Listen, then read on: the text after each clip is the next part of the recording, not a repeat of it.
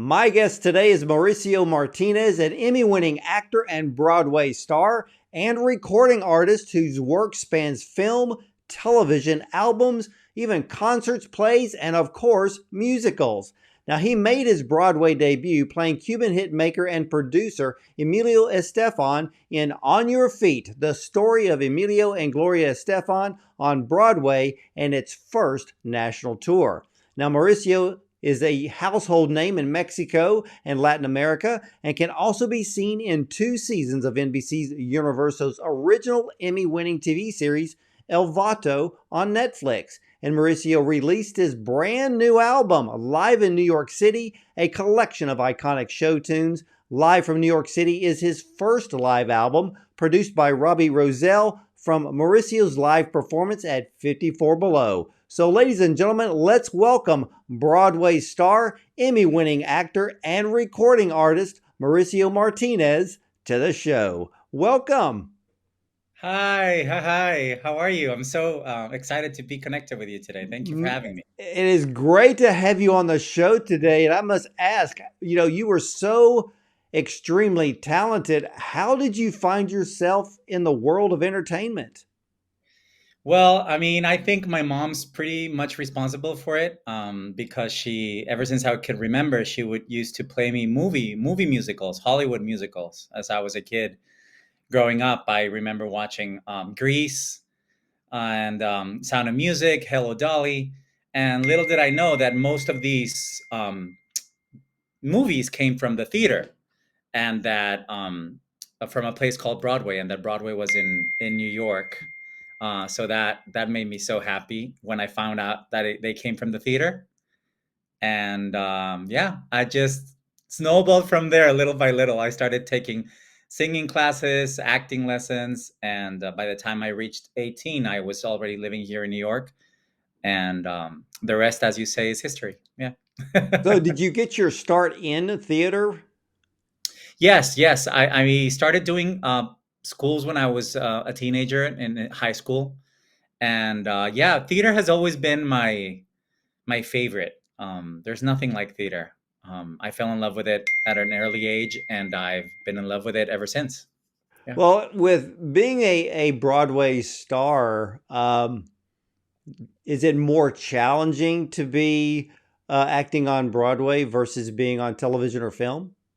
Well, I think every medium is different. The beauty of theater is that, I mean, I love the rehearsal process because you're in a group for like I want to say 6 weeks, 7 to 6 weeks together putting up the show, and that's my favorite part. But once the show opens, then you just know that you're doing your job at night, or 2 show days. You have 2 shows, but you know where you're gonna be. You know you're gonna be at the theater at 7, and you'll be done at 10, and you have the rest of the day off, and you got to take care of yourself. Take care of your voice, of your instrument. Work out, eat healthy, meditate, all that.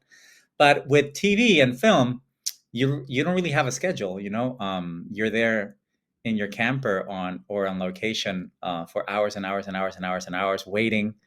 There was this very famous and prestigious Mexican actor. His name was Hector Bonilla, and he had a great phrase that I loved.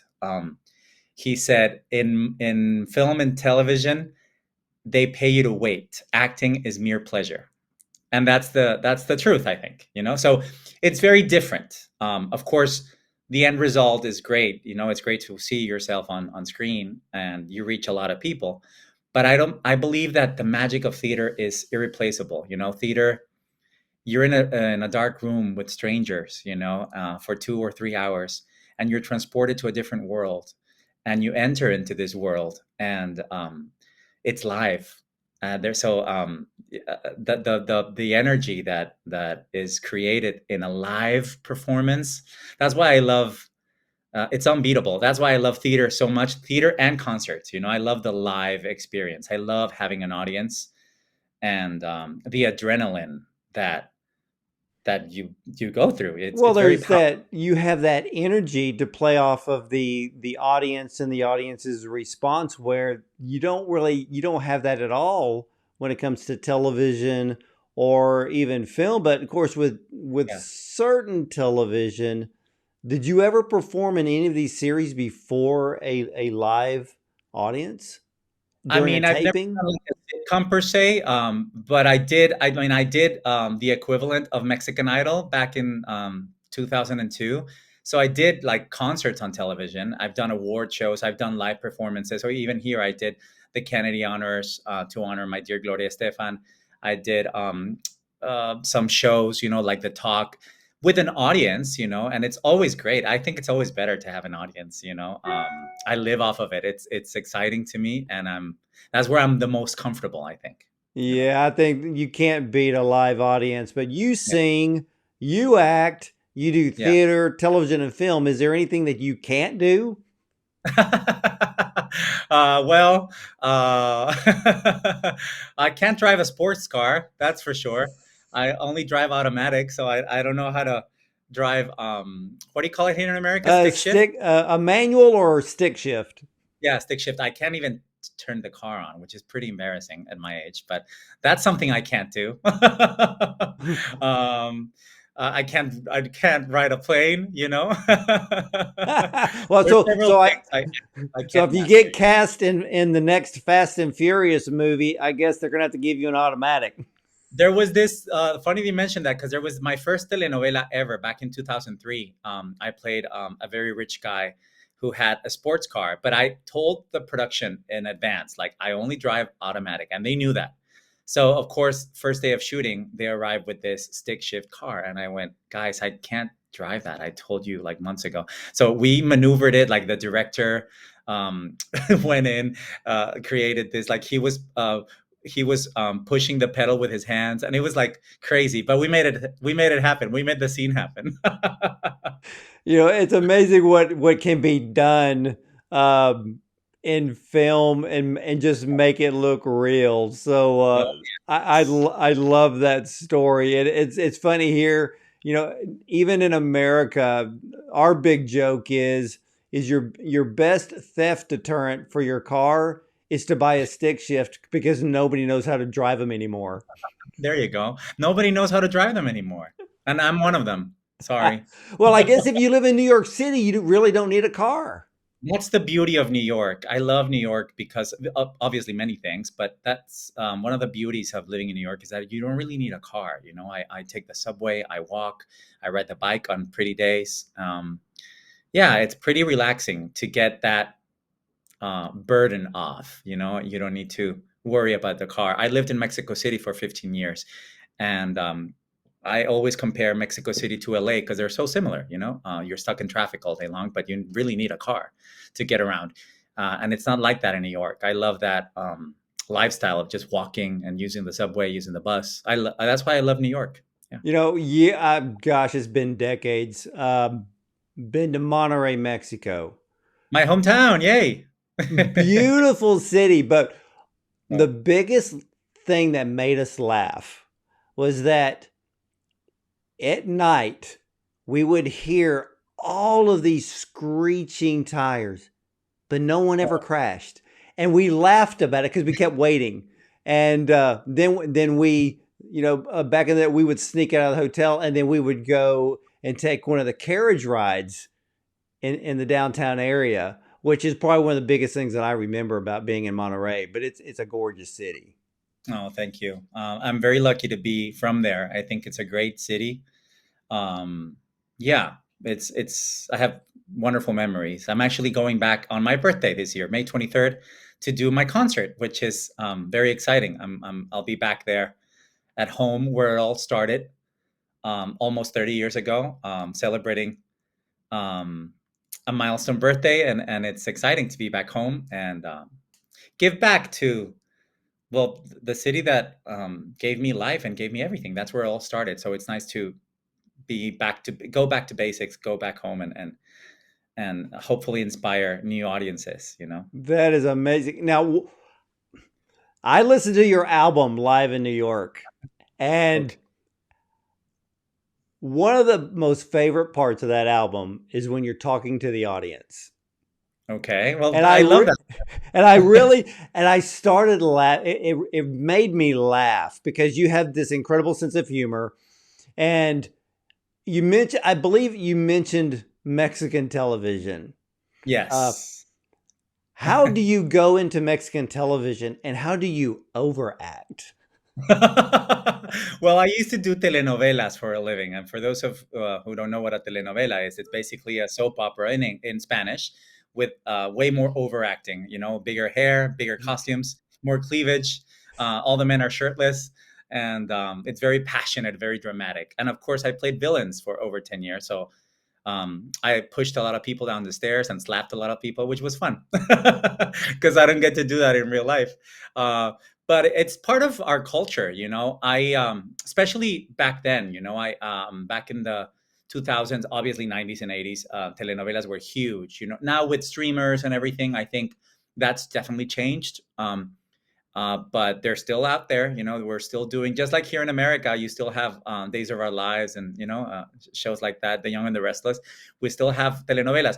The only difference is that in Mexico they last 4 to 6 months or 8 months, whereas here the soap operas just go on and on and on and on and on and on. And on. Over there, you can pretty much have a career doing telenovelas. But I started that. I started like that, and it was fun. It paid my bills for 10 years, and it also um, television is magical, and specifically Spanish television is so powerful. You know, I've been blessed to travel all over the world, and being recognized in other countries, like such as Europe. You know, I mean, being like in Spain, in Italy, in France, here in the States, in New York, and people stopping you on the subway or in a restaurant asking for a picture because they saw you in a Mexican telenovela in Spanish is pretty wild, you know, and it speaks volumes of the power of television. You know, television, it is that magic box that reaches millions and millions of people in instants. That's the big difference between television and theater. You know, um, theater lives here in your mind for whoever has the opportunity to be in a theater and witness a performance that can change your life. Whereas television lives forever for posterity. It's always there. And now with streaming and now with YouTube, television is there, you know, and lives forever. Well, Um, I'll tell you this. I learned this from a friend of mine who, gosh, I think his television career, directing career, mhm. probably spanned, gosh, 50, 60 years. Okay. And he told me it was Desi Arnaz Mm, who was the one that thought far ahead. And when they were shooting the Lucy show, he said, "I want to film it on 35 millimeter, mm. which was never been done at that time. They were using, I think it was the kinescope and these four Right. lens type old cameras. But when you filmed a series, you really couldn't save the footage. But Desi Right. wanted to film it in 35 millimeter, and if he was the one that set the stage, that when you Yeah. did that, that's where syndication was born. Yes, he was brilliant. We owe a lot to him, and he's a proud Latino. You know, a Latino came to America and revolutionized television. That speaks of about this country also. I love the diversity that we live here in this country, and that's why I'm here.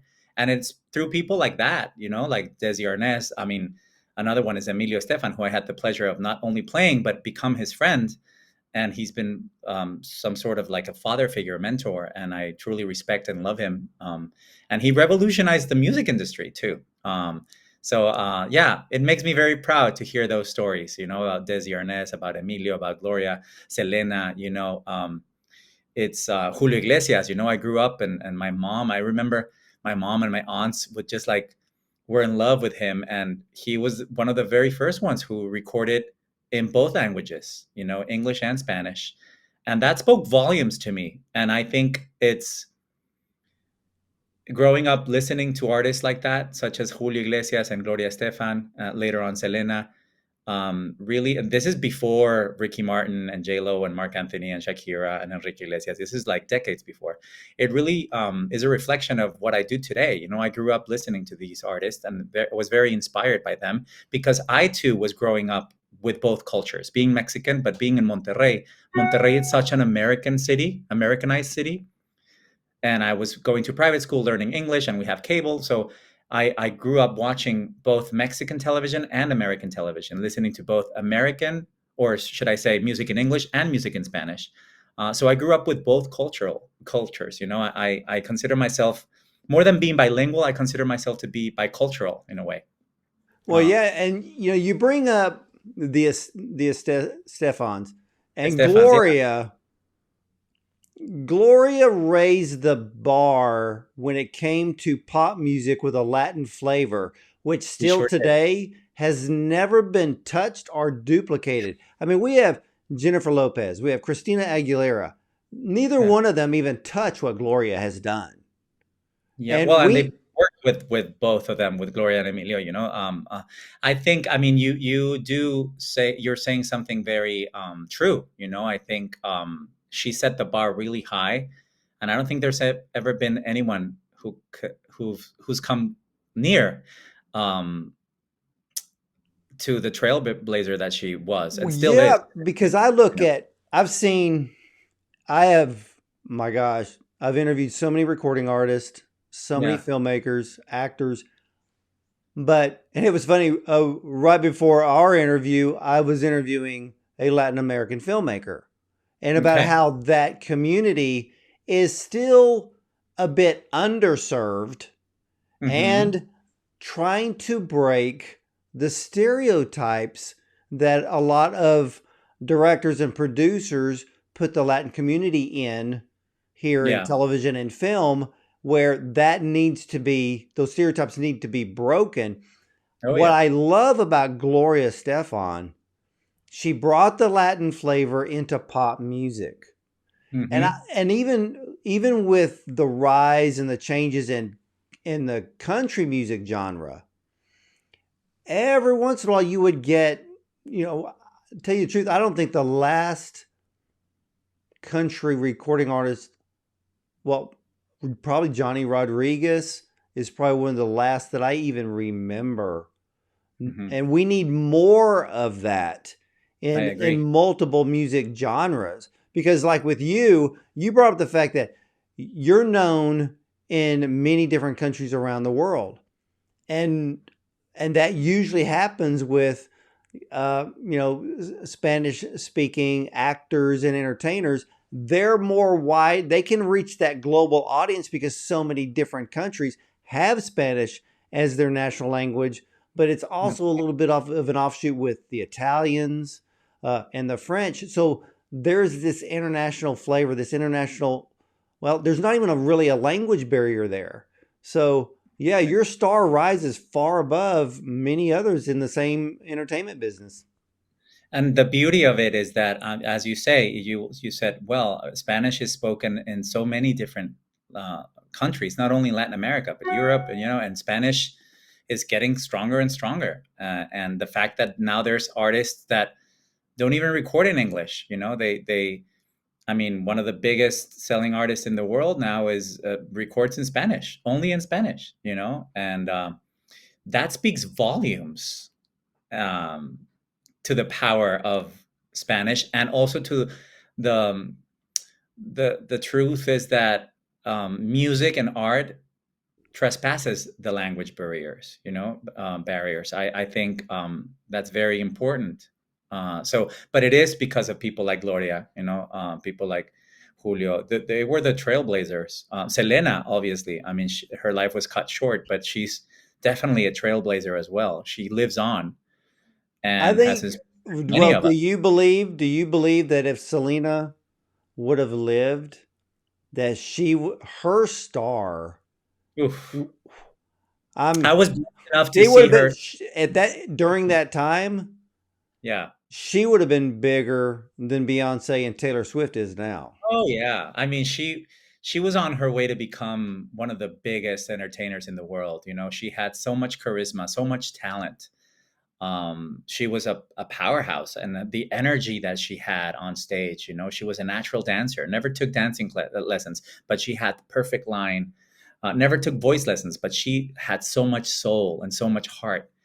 And yeah, I mean, the fact that there's not a Mexican wedding where you're not listening to what, as soon as Selena comes in, people get on that dance floor and dance and sing her songs. And um, it's been almost 30 years since she left us, and she still, I mean, gets bigger and bigger and bigger. And that, Yeah, and I I think that, hear that it's what Selena Gomez is going to be playing her in a new biopic, is what I'm oh, I didn't hearing. know this. Oh, I didn't know this. Well, she has the right name for Oh it, no, no, right? no! Wait a minute, wait a minute. No, no. Selena is going to be playing Linda Ronstadt in the biopic. Oh, see, that's more Ye- fitting. Yeah, Yeah. that's more. Well, actually, didn't Jennifer Lopez already play Selena? J-Lo's performance of Selena. She really hit the spot. She was perfect. Um, yeah. Yeah. Well, let me ask you something. It's been 10 years since your last album. Why did you take so long to do another one? Ooh, because I'm an independent artist, and because life got in the way, and my acting got in the way in a way. I moved to America. I moved to New York. I made my Broadway debut. Um, I went through cancer. I'm a four-time cancer survivor. I went through my fourth diagnosis of bladder cancer, so I had to fight for my life, and just life. I wasn't ready for another album. My albums are very personal, and I felt that the right next step was to do, first of all, an album in English, because that's the language that I mostly work in now, and to do a Broadway album because that's what I mostly do now, and to do it live because that's what I mostly do now, and especially for all the fans and followers that have been with me from the start, that sometimes they can't afford a ticket to come to New York and see me in a Broadway show or in a concert. So it's also for them. I take a little bit of New York and Broadway to them via this album. It's very personal. But yeah, it's been 10 years. A lot has happened since.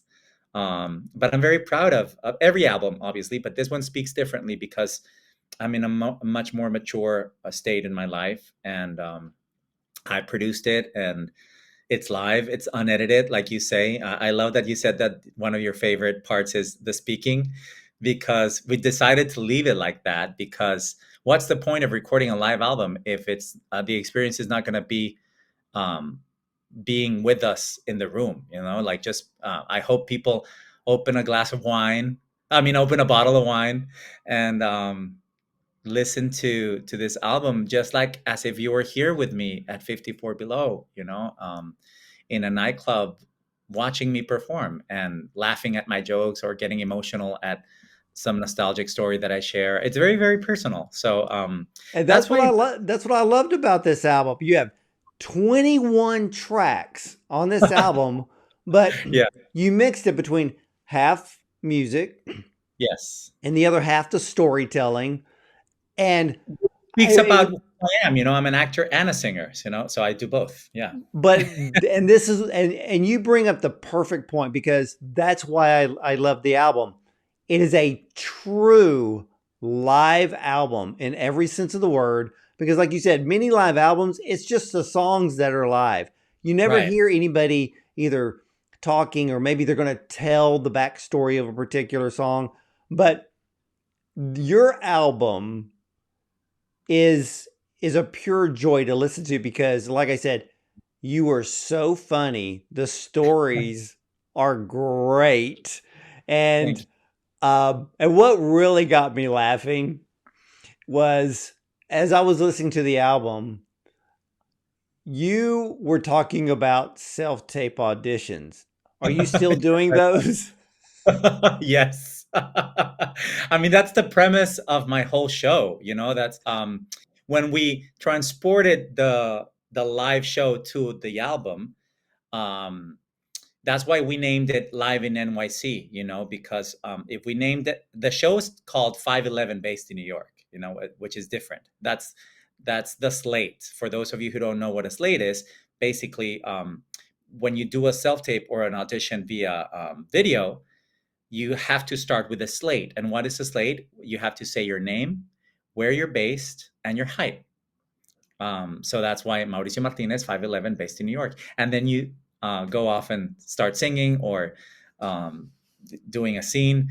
And I basically share everything we go through in our living rooms with the noises, living in a city like New York with the neighbors and the traffic and the ambulances, and all of a sudden you're in the middle of a scene, and because most self tapes are done with with your phone, with your smartphone, and all of a sudden you get a phone call, or your voice cracks, or the power goes out. I mean, everything happens, everything. And of course, now we are actors nowadays. We're our own director, our own acting coach, our own makeup artist, our own wardrobe, our own hair dresser, our own everything.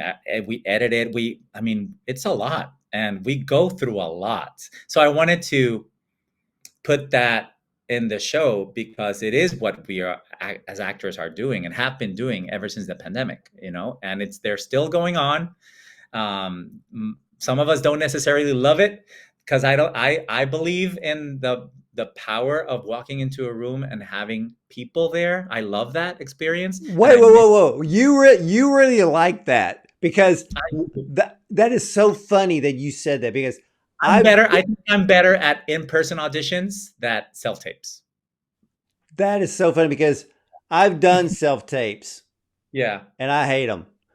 And so, and yesterday I was talking with an actress, and I asked her the same question. I go, so what do you like better? Do you like doing self-tapes? Or do you like doing in-person auditions? She goes, oh no, self-tapes every single time. A lot of actors think that because you get multiple chances to do takes over and over. But see, I get tired of that. I'm a one take kind of guy because I do theater and I'm a live performer. So I'm used to being ready and just go for it, whereas it gets tricky. It gets tricky when you get so many chances, and you can get into this vicious cycle. I don't know. It's weird. And also you have to get readers all the time. I live by myself, so you got to ask people, friends, family members, and it gets tiring. I think I'm ready to go back in the room. But obviously it's very convenient for the industry. I think it saves a lot of time and money. So there are obviously positive things to that, but I miss in-person auditions. Like I say, I think I'm better at those. I'm trained for those. So is that in person? So is it? Well, yeah, yes. You are, because you're a seasoned theater actor. So going into a room in front of a director and producers and a casting agent, yeah, I can see that with you.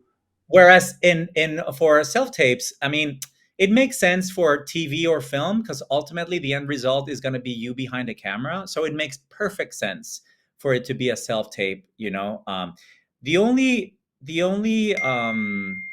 I don't want to say negative because it's not negative, but the only thing that I lack with a self-tape is direction, or to get notes in the room. Sometimes whereas if you're in the room with the directors or the creative teams or casting directors, they can give you notes right away and you can change and you can adapt. Whereas here, you're just doing it like what you think is the best option and you send it, because doing self-tapes, we're having to create the feeling or the vibe we think that character, or what they think that, or what they're wanting to look for in that character.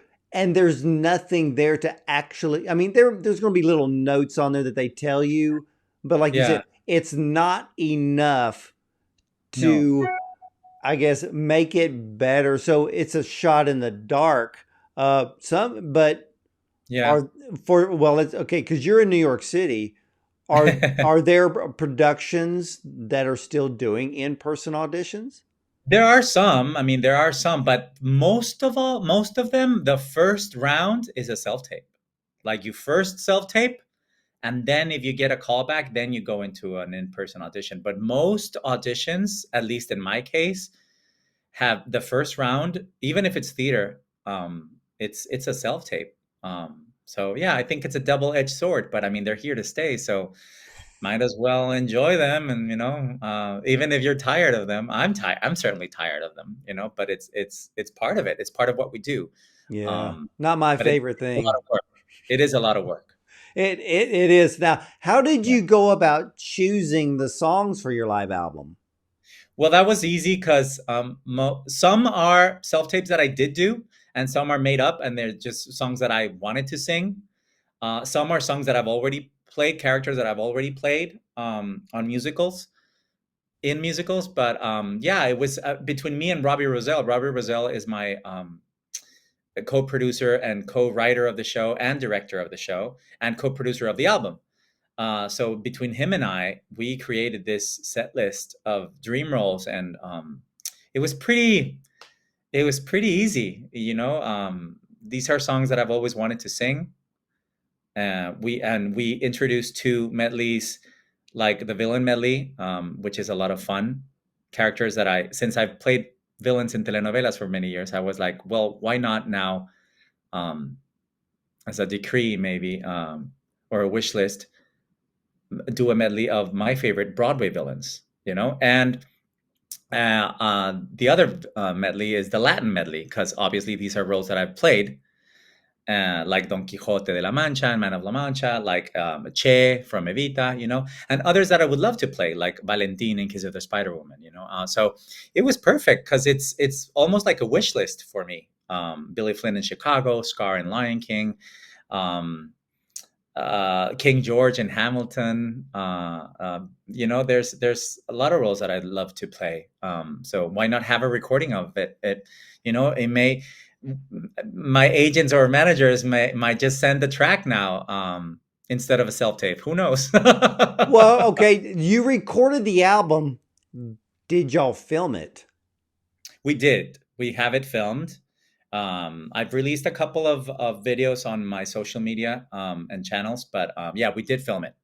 We're not gonna sell it or anything, but we did film it, and we're very proud of it. Yeah. Well, I was going to ask if there was going to be a release of a possible TV special if you had filmed it. Well, that'd be amazing. Maybe in the future, I don't say no to that. It won't be this one specifically because of rights and like 54 Below and all that. But in the future, I would love that. That's another dream of mine, to be able to release a concert via video on a streaming platform would be a dream. Yeah, and well, after listening to the album, you're perfect for it. I mean, Well, from in your incredible voice, your stage presence, the funny stories, I would watch that special. Thank you. That means a lot to me. I'm very proud of the show. I'm very proud of the album, and it's doing really well. We've reached over 40,000 streams in a month, and for an independent album is really, really, really good. And especially for a live album of covers, of songs that people already know. It's not a new um, it's not a new album, so we're very pleased. People are listening, people are downloading it, people are streaming it, commenting, and I couldn't be more grateful because it is an act of love. It is a product of love. We did it with all my heart. I produced it, and it's a dream come true. And the fact that people are enjoying it makes me even more happy. Well, it's an incredible album, Mauricio. And you brought up earlier that you are a four-time bladder cancer survivor. How long have you been in remission? Well, I crossed the 5-year mark, thank God. The last time I was diagnosed was in 2018. So it's been 5.5 years now. So I must be doing something right. Well, do you have any advice for those who are going through cancer right now? Yeah, to not give up and to ask for other second or third or fourth opinions. I believe in that. I believe in listening to other doctors' opinions, because one doctor's method or way of thinking or solving problems may be very different to another one. So ask for more opinions, and don't give up. I mean, cancer is hard enough as it is, but it is possible. I am living proof that you can survive, it. And yeah, I mean, it's not easy, but it is possible. I It think it's is. very Yeah, important. don't panic. Right. It's important to also to do a cleanse of your life. It's moments like that where you really have to think hard of what where you are in life, and instead of asking yourself why me, ask yourself, other questions, like, how can I grow from this? How can I learn from this? How can I become a better person um, with this, through this? I've certainly tried. Again, it's not easy. Every story is different. Every diagnosis is different. But that's why I believe in early detection and I promote it. And I always tell people, especially men, women are more used to it. Women are more, I think, used to going to the doctor than men. I tell guys, go to the doctor. You might be looking great on the outside, but there might be a internal battle that you can't see on the inside. So if you feel like there's something wrong, go to the doctor. And insurance, man, I always tell people, oof, invest in that. Trust me, invest in that, because it's not easy, and it's not cheap. Yeah, So it's not cheap at all. And wise words from Mauricio Martinez. Now, where can everyone get your Live in New York album? well, you can get it wherever music is streamed, on all the platforms: iTunes, Apple Music, Amazon Music, YouTube Music, obviously Spotify. It's everywhere, and I am very pleased. It's only digital. We haven't released a physical album because I mean, we did a investigation pretty much, and not a lot of people nowadays have CD players anymore. So, which made me kind of sad. But who knows? Maybe in the future I'll release a physical CD. Well, But vinyl is now $1 billion a year business. I know maybe I'll release it vinyl. Maybe go old school, right? Yeah, Yeah, go old school. And then that way you can, so when you do the autograph, you can write bigger on it. exactly. Bigger letters. Well, what's next for you in 2024? Well, I just released another album that last Friday of a new musical that's headed to the West End. It's called Figaro, and it's an original musical that I have the honor and privilege of giving voice to the lead character named Figaro. It's a great, great, great romantic, passionate score. It's almost like Phantom of the Opera meets Moulin Rouge. It's a love triangle, and Figaro is an amazing role. We just released the album. We had a concert on Monday. I have a couple of concerts, not a couple, I have many concerts, thankfully, lined up for the next months. And I mean, that's as far as I can share right now. That's what's in the horizon. But I'm promoting the album, doing lots of concerts, and obviously as an actor, auditioning, doing readings. I just finished a reading of a wonderful play, and doing another one in a couple of weeks, and living the dream, in the hustle of New York. Well, where can all of your fans and new fans find you online? Yes, well, Instagram is pretty easy. It's at Martinez Mau, which is short for Mauricio. And I'm also on Facebook, and I'm on YouTube. I'm everywhere. Twitter. Well, now they call it X. But Instagram is my favorite, I think. I also have TikTok, but I believe that TikTok's for kids, right? But Instagram's my favorite. You can post videos, you can post pictures, and I like Instagram. But yeah, that's where you can find me. I'm everywhere, and wherever music is streamed, I'm there. And take a look at my other albums. They're in Spanish, but those are my origin story in a way. And if you like Spanish pop, Latin pop, there's other two albums there that you can download, and hopefully you'll make part of the soundtrack of your lives. Hey, I love that. And ladies and gentlemen, Mauricio Martinez, brand new album live in New York City. It is literally worth your time to sit down. And as like Mauricio said, pop open a bottle of wine, sit Yes. back, listen, enjoy. I will promise you this. His album will bring a smile to your face. You will sing along. You will laugh along with the audience. It is a stellar album. Buy it or download it. And if you download it, pay for it. You know how I am. I love supporting all of the artists out there. And so buy the music. And in this case, buy the live performance of Live in New York by Mauricio Martinez, which was recorded at 54 Below. And Mauricio, I want to thank you so much for coming on the show today. Thank you so much for having me. This has been a blast, and I hope we get to do it again soon. Hey, I'm looking forward to that and can't wait to see what else you are going to be doing because you are the man, you're the jack of all trades. I can tell you that when it comes to entertainment, you've got what it takes and you have fans around the world. And again, I want to thank you for your time today on the program.